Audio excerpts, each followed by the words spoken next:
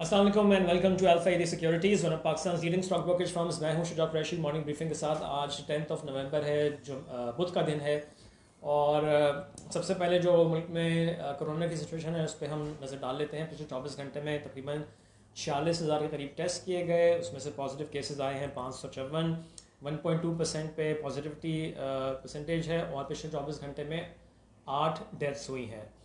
अच्छा जी, international market में oil prices बढ़ गई हैं। $85 से ऊपर ब्रेंट ट्रेड कर रहा है। याद रहे कि ये 81 तक प्राइसेस आ गई थी। तो मैंने पहले भी मेंशन किया था कि इस पर कमोडिटीज़ हो या हम दूसरी हम मार्केट्स देखें तो वहाँ वोलेटिलिटी बहुत ज़्यादा है और वही हमको नज़र आ रहा है।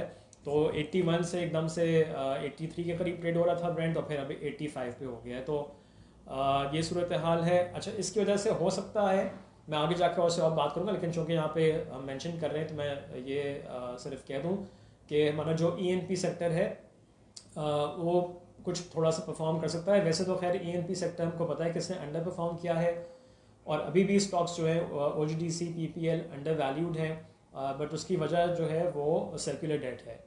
खैर, इस पर और बात करते हैं आगे। और इसके अलावा कोल प्राइसेस, कोयला $146 पर टन पे ही हमको नज़र आ रहा है। अच्छा, इसके अलावा जो खबरें हैं, देखिए कल जो मार्केट में इतना बड़ा ड्रॉप हमको नज़र आया वो एक अनसर्टेन सिचुएशन है और इन्वेस्टर्स जो हैं वो पिछले 2 हफ्ते से जो टॉप ब्रास है फाइनेंस मिनिस्ट्री की, उससे ही सुन रहे हैं कि बस अगले 1-2 दिन में हो जाएगा, आईएमएफ से एग्रीमेंट 1-2 दिन में हो जाएगा, स्टेटमेंट आने वाला है। और आज ही फिर ऐसी किस्म की बातें हो रही हैं। बट ये 2 हफ्ते गुजर गए हैं और मीडिया में कुछ और रिपोर्ट्स आती हैं, उसमें कुछ और रीजंस दिए जाते हैं कि जो नहीं हो रहा है उसमें आईएमएफ कहता है कि जी स्टेट बैंक की इकोनॉमी पे बात करें और उसको पूरा करें जो आपने कमिटमेंट इससे पहले किया हुआ है। उस पर पहली खबरें मीडिया में आ चुकी हैं। आज की बात नहीं, हफ्ता 1.5 हफ्ता पहले ही खबर आ चुकी थी कि जी वो तो जो हमारे लॉ मिनिस्टर ने कहा कि इतनी जल्दी नहीं हो सकेगा, उन्होंने आईएमएफ को बता दिया है। ये रीज़न दिया जा रहा है। तो एक अनसर्टेनिटी की जब फ़ज़ा हो फिर उसमें पॉलिटिकल प्रेशर आ जाए बिकॉज हाई इन्फ्लेशन, महंगाई की वजह से, तो सारी चीज़ों ने कल आई थिंक जो अपना रोल प्ले किया और इन्वेस्टर्स जो थे वो इस सूरत हाल से, अनसर्टन सिचुएशन से उन्होंने घबरा के जो है वो सेलिंग की है। बिकॉज देखिए साथ साथ ये भी खबरें आ रही हैं कि अब गैस का टैरिफ जो है बढ़ाया जा रहा है। आज की खबर भी है कैप्टिव पावर प्लांट्स के लिए ये इंक्रीज़ किया जा रहा है, जिनको 6.5 पे मिल रही थी, रेट पे मिल रही थी MMBTU पे, उसको अब वो बढ़ाया जा रहा है। तो लेकिन ये भी है कि वो सिर्फ ये इन 4 महीनों के लिए किया जा रहा है, यानी कि मार्च तक के लिए। जो मैंने नोटिस देखा है उसमें मार्च 2022 तक के लिए किया जा रहा है और एक्सपोर्ट ओरिएंटेड सेक्टर अभी भी एग्जाम्प्ट है।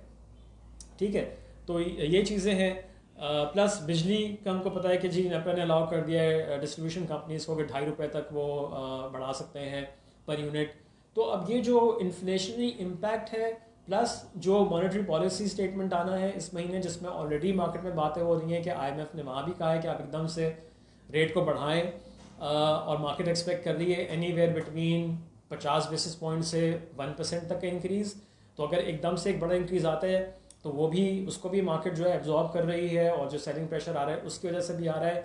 इवन दो के पिछले 2 स्टेटमेंट्स में जो हमको नज़र आए, स्टेट बैंक ने कहा है कि वो ग्रेजुअल करेगा, लेकिन अब सिचुएशन ऐसी जा रही है कि आई थिंक एक बड़ा स्टेप लेने की बातें हो रही हैं। इवन दो कि ये भी कहा जा रहा है, कुछ एनालिस्ट का ख्याल है कि जो पिछले हफ्ते का ऑक्शन हुआ था उसमें भी जो रिजेक्शंस हुई थी तो उसका ये एक स्टेट बैंक ने इंडिकेशन दी थी कि शायद एकदम बड़ा जंप जो मार्केट एक्सपेक्ट कर रही है वो नहीं करना जा रहा। So it's very very uncertain और इसी वजह से हमने देखा है कि प्रॉफिट टेकिंग कल बड़ी अग्रेसिवली नज़र आई, और बल्कि सेलिंग प्रेशर ही कहूँगा मैं, प्रॉफिट टेकिंग भी नहीं। बिकॉज देखिए उसमें हुआ ये है कि बहुत सारे स्टॉक्स जिनकी वैल्यूज़ करेंटली भी बहुत अट्रैक्टिव हैं, अगर आप ये सारी चीज़ें फैक्टर इन कर भी लें, इंक्रीज़ इन गैस प्राइसेस, ठीक है, पावर टैरिफ, इंटरेस्ट रेट, तो फिर भी आई थिंक वहाँ पे वैल्यूएशंस अट्रैक्टिव हैं। बहुत सारे स्टॉक्स तो जो अभी रीसेंट रिजल्ट्स आए थे उसमें वो 5 के 5.5 के मल्टीपल्स पर आ गए हैं, और वहाँ भी हम देख रहे हैं कि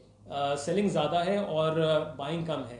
सो ये बड़ी डिफ़िकल्ट सिचुएशन हो जाती है। उसमें अक्सर इन्वेस्टर्स जो हैं वो यही देख के कि जी ये रेट बड़ा अट्रैक्टिव है गिवन द रीसेंट इनकी अर्निंग्स, तो हम यहाँ पे बाय करते हैं, एक्यूमुलेट करते हैं और फिर वहाँ से स्टॉक प्राइस और नीचे आ जाती है। तो ये एक इस किस्म की सिचुएशन को नज़र आ रही है। But nonetheless I think अभी भी फोकस यही होना चाहिए कि डिप्स पे जिनके रीसेंट रिजल्ट्स अच्छे हैं उन स्टॉक्स को फोकस में रखें, वहाँ पे एक्यूमुलेशन करें, या कोई दूसरी अगर किसी में स्टोरी है, ठीक है, तो वहाँ पे आप बाय कर सकते हैं। सीमेंट में डिप्स आए, वहाँ भी हमने देख लिया है कि जिस तरह से कोल प्राइसेस क्रैश हुई हैं, आगे जाके मजीद कम हो सकती हैं, दोबारा से रिसर्जेंस हुई थी, वो मैंने आपको पिछले हफ्ते एक्सप्लेन भी कर दिया था, ठीक है। तो लेकिन डिप्स अगर आए तो वहाँ सीमेंट के स्टॉक्स भी अट्रैक्टिव हो जाते हैं। तो ये चीज़ें हैं थोड़ा सा I think on the upside, लेकिन साथ साथ जैसे मैं हमेशा कहता चला आया हूँ कि प्रॉफिट टेकिंग ज़रूर करें।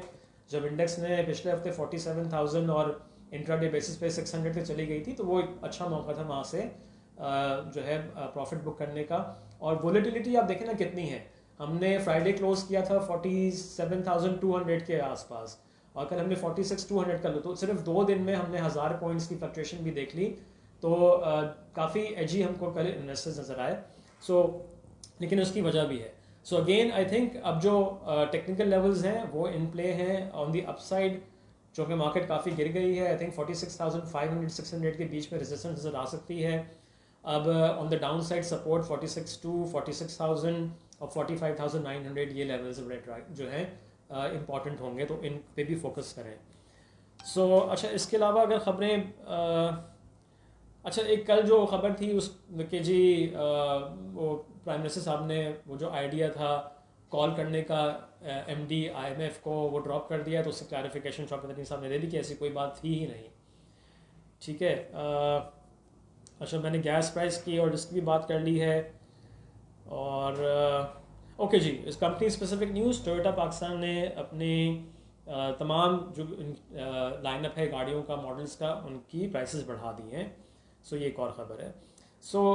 ये आज की ख़बरें और स्ट्रैटेजी मैंने डिस्कस कर ली है। और हमने जिस तरह से देखे कल मार्केट में देखा भी था कि जहाँ पे मैंने जो कह रहा हूँ ना कि जिन स्टॉक्स में कोई न्यूज़ है, कोई हमने टेलीकार्ट को अगर मैं एग्जांपल बनाऊँ, कल 1760 पे नीचे का लॉक लगा, उसके बाद 1945 का हाई बनाया, उसके बाद तो बहुत तेज़ी से जो है हमने देखा कि उसमें बाइंग आई।